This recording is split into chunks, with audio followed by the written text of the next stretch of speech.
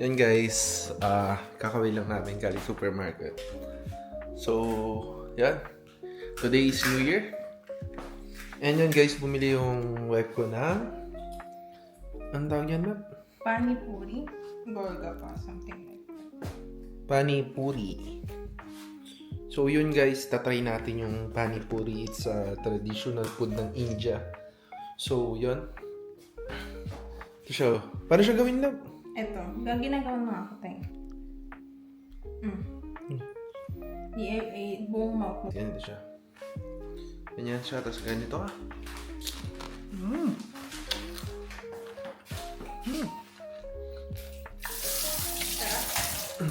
Hap, maanghang.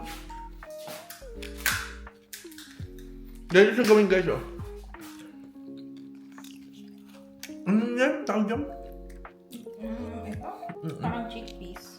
Chickpeas, then lalagay mo siya sa crackers. Anong tawag niya? Suka? Sweet, something. Sweet. Tapos, pani, sauce. Tapos ganito mo siya kakainin, guys.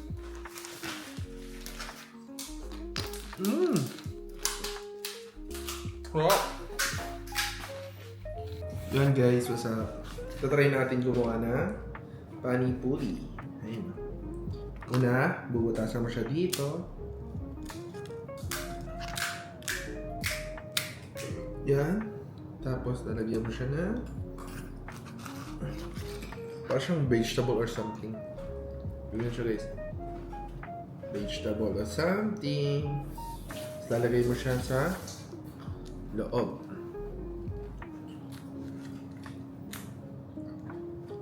After nun, lagyan mo siya nito. Tapos, yung sauce nila na kinaukaw. Yan. Yung talaga yung nagpapasarap, yung kinaukaw na sauce. Yan guys.